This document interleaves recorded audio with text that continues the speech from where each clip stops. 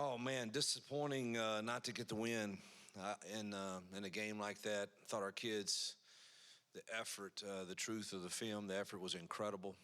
Um, it was a tale of two halves for sure. And when I talked in the post game, the film was accurate with what I said, and we find ways to put ourselves in position to lose games and not finding ways to win games. And it's it's no more telling than this game. The same calls that were executed beautifully in the first half are some of the same calls that against the same looks that did not get executed in those game-defining critical moments. And it's really hard to understand and put your finger on it, but that's what we have to do as coaches, is to figure out, how to help our kids believe.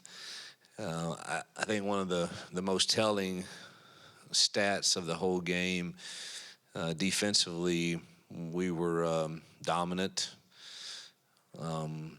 stopped the rushing game. We're really good on first down. That got us in some third and longs, and had our season low in MAs, 23, which is really, really good for an entire football game. However, on the 17-play drive that sealed the game for them, we had 11 of the 23. Same calls, against the same type of looks, and we don't keep the same poise and make the same plays that we had proven to make for three earlier quarters. Same thing offensively. A play that gains 15 yards early in the game against the same look has a -2 because we MA on a blocking assignment, or a pass that was an easy completion became much more difficult for some reason. And so it's we've got to start finding ways to win those games. Obviously, there were other factors in the game also that I thought deflated us somewhat, and but we've got to battle through all of that. And so that, so many positives from the game. Again, compliment our crowd, our fans, incredible. We'll need them out even stronger Saturday night as we try to play another top 15 team and prove that I think we've proven we belong in those games. Now we've got to prove we're good enough to win those. Hugh, any update on the status of Damari Alston? There's been some kind of smoke out there. Yeah, Damari failed to meet the expectations and standards of our program, and we love him, wish him the best, but that's where it's at. Hugh, are you guys considering a quarterback change? Have you considered a quarterback change at this point in the season? When you look at the first half, you're in love with what you see. When you look at the parts of the second half, you question why not the same throws, why not the same accuracy. So all of that is certainly worth looking at. We're always getting other guys reps for sure, but Jackson is who we're going with Saturday, and hopefully he gets off to that same start he did again, and continues it now, throughout 4 quarters. Hugh, just on the status of the locker room, how have you seen the guys' response since that loss? And with Damari, does that confirm he's no longer with the program? The locker room is. Here's what I believe, and I think in this day and time, people feed off of trying to create things that may or may not be true. Here's the one thing I believe in, and I firmly believe that when the stage is set with adversity, that the opportunity for greatness is there, and the right type of people. Adversity reveals exactly what your character is and what you're made of, and how much you truly care about this place, the people that have given you this opportunity, your brothers in that locker room that you've committed to. How in this day and time, I guess that commitment is a year at a time or a semester at a time, but nonetheless, that's what we've signed up for. And adversity reveals that, and I believe that's a locker room full of guys that are going to fight their tails off because they know how close they are and they know what it means to each other and to this place. And so how we respond will reveal that. And you've got to go through it. You can't go around it. There's no shortcut. And there's no easy games. There's no easy road. And the great thing is you get to find out a lot about yourself and about who you really are. And I'm excited to see that. I know what this staff is made of, and I think I know what most of these young men are made of. Many of them are young. They're learning, and they're watching. How does Coach handle this? How does, the older kids like Keldrick Falk, who's an incredible leader, how do they handle these moments that you're disappointed? And we should be disappointed. We could easily be sitting here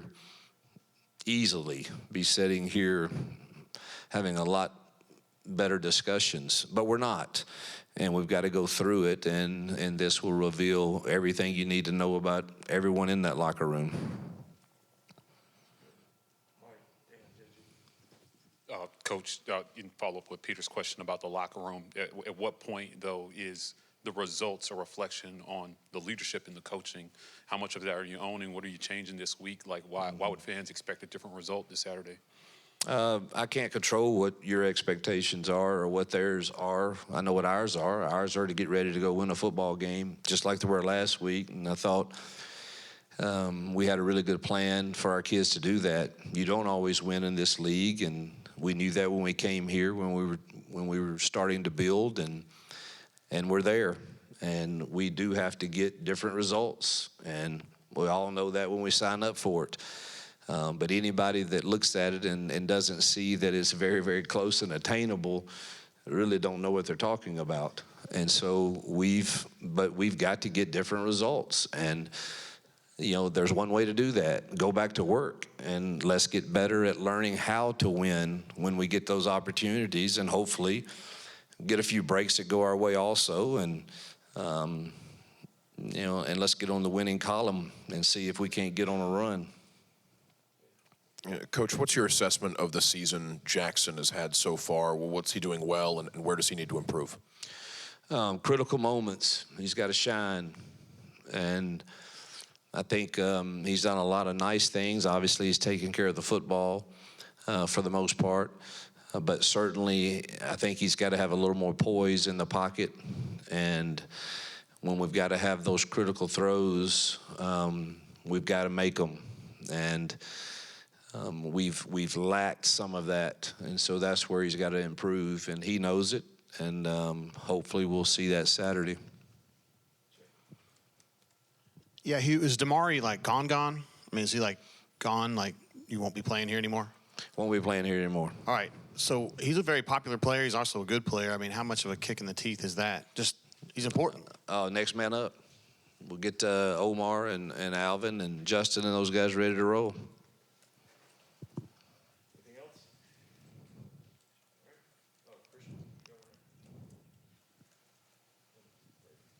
Yeah, how close is Darrell to potentially being back in that running back room as well? He's running. You know what? I need to ask the medical staff that. That would be nice, too. He's a competitive dude. So I'm not sure how close he is. I did see him running on the field this morning when we were having our walkthrough.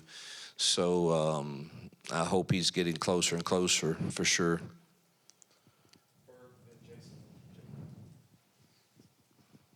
Hugh, the offensive line on Saturday felt like protection was there a little bit more, than it had been in the past? You feel like that group took a step forward I do. from what you saw? Yeah. Again, it's if you look at 3 quarters, really for sure 2.5, pretty dominant. We're not playing a lot of guys. I don't know if the fourth quarter, them rotating defensive guys probably helped them some. Us not rotating as much.